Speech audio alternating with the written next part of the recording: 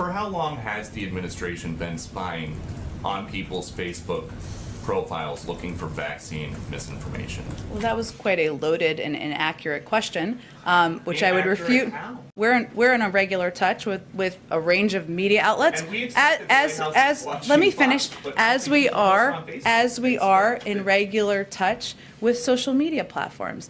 This is publicly open information. People sharing information online, just as you are all reporting information on your news stations. But okay, so these 12 people who you have on a list, 12 individuals, do they know that somebody at the Surgeon General's office is going through their profile? I'm happy to get you the citation of where that comes from. There's no secret list. I will tell you that these are people who are sharing information on public platforms on Facebook, information that is traveling, is inaccurate. Our biggest concern here, and I frankly think it should be your biggest concern, is the number of people who are dying around the country because they're getting misinformation that is leading them to not take a vaccine. But young people, old people, kids, children, this is all being, a lot of them are being impacted by misinformation. the big concern, though, I think, for a lot of people on Facebook is that now this is Big Brother watching you. They're more concerned about that than people dying across the country because of a pandemic where misinformation is traveling on social media platforms. That feels unlikely to me. If you have the data to back that up, I'm happy to discuss and it. About things that are on Facebook, I looked this morning. There are videos of Dr. Fauci from 2020 before anybody had a vaccine, and he is out there saying there's no reason to be walking around with a mask. So is the administration going to contact Facebook and ask them to take that down? Well, first, science evolves, information evolves, and we make that available in a public way to the American people. Is there any concern that the things you're trying to block or have taken down might someday turn out to be... We don't take anything down. We don't block anything. Facebook and any private sector company makes decisions about what information should be on their platform. Our point is that there is information that is leading to people not taking the vaccine, and people are dying as a result. And we have a responsibility as a public health matter to raise that issue. The responsibility we all have, the government, media, platforms, public messengers, to give accurate information. About the 12 individuals that are on that separate site, it's not from the White House. I don't have the source in front of me, but we've read it as well. Can you give us a sense of who those individuals are, as was asked before, and what specifically, you've given a tough message to the social platforms that they should do more, the social media platforms. What from this podium is the message to those individuals, the 12 of them, who are responsible for 65% of the misinformation that's out there? The vaccines are safe. Today, the CDC is pledging to do better, admitting it botched its response to the COVID pandemic, including confusing and shifting public health guidance and a slow release of critical data. That from CDC Director Dr. Rochelle Walensky after an internal review and amid concerns about the agency's ability to tackle monkeypox and the reemergence of polio.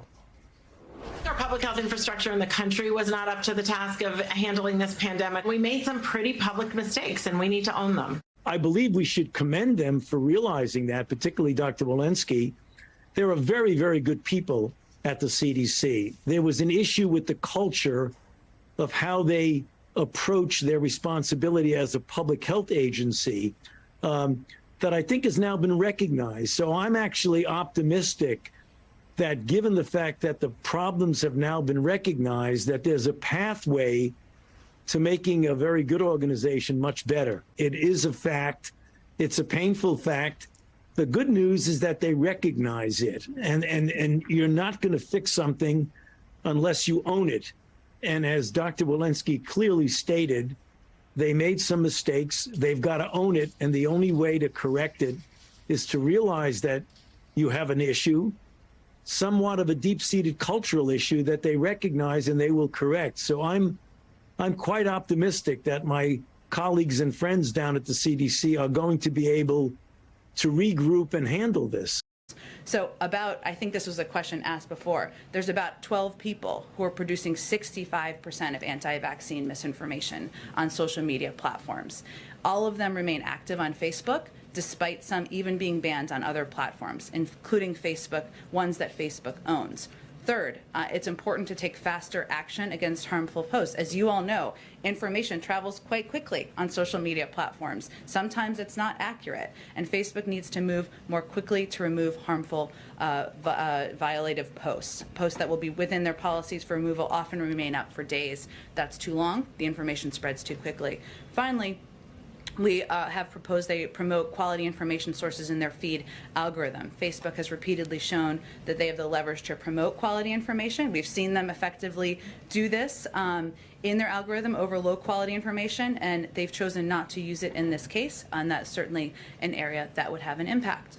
A new report says about 65% of all the misinformation online about vaccines is coming from 12 anti-vaccine social media accounts.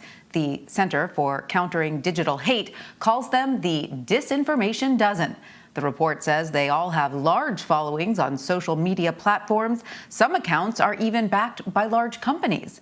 Robert F. Kennedy Jr. is one of the Disinformation Dozen, as well as Dr. Joseph Mercola, who is known for selling dietary supplements as vaccine alternatives.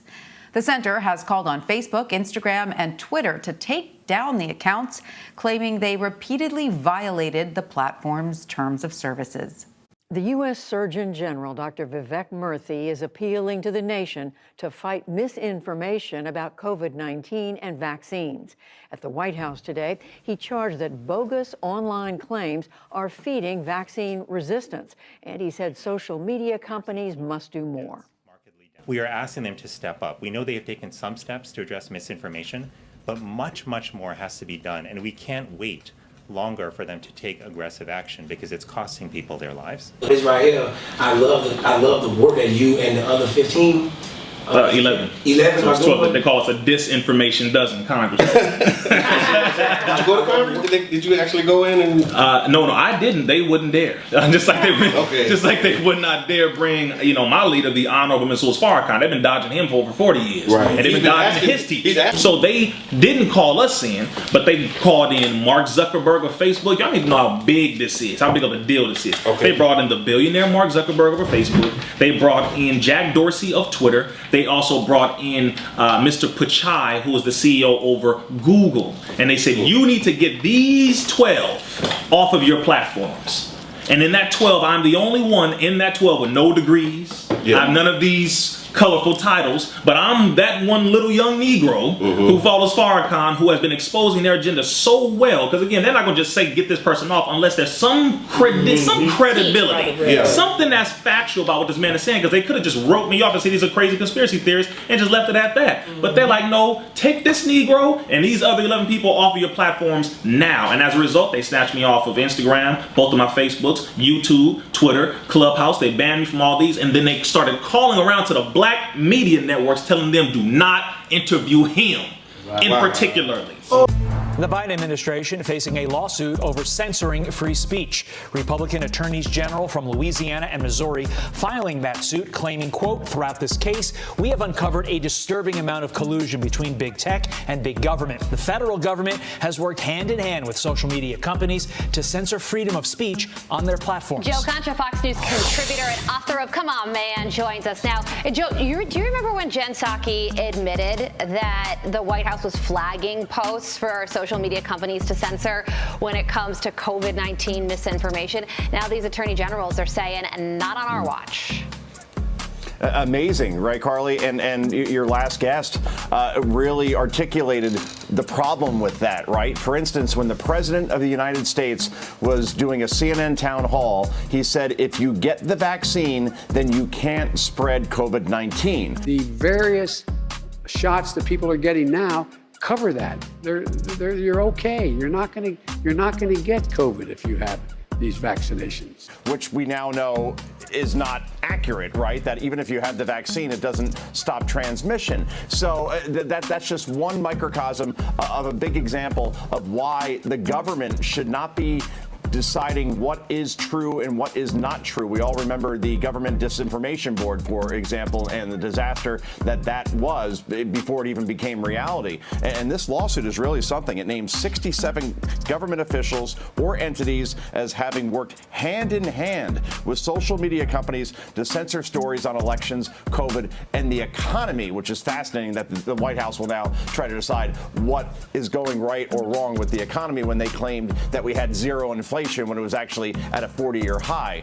So Louisiana's Attorney General, by the way, his name is Jeff Landry, says, quote, "This egregious act on our First Amendment will be met with an equally full-hearted defense of the rights of the American people." And this was all part of the Democratic playbook in 2020, censoring stories negative to Joe Biden, specifically the Hunter Biden laptop story, which is now verified to be absolutely true, at least the contents are, of those emails. They got away with it then. They'll get away with it again unless an Elon Musk takes over a platform like Twitter, which to this point has served as the Democrats' ultimate super PAC, Todd. It's going to be interesting to see where this case goes. People should not be walking around with masks. Let me just state for the record that masks are not theater.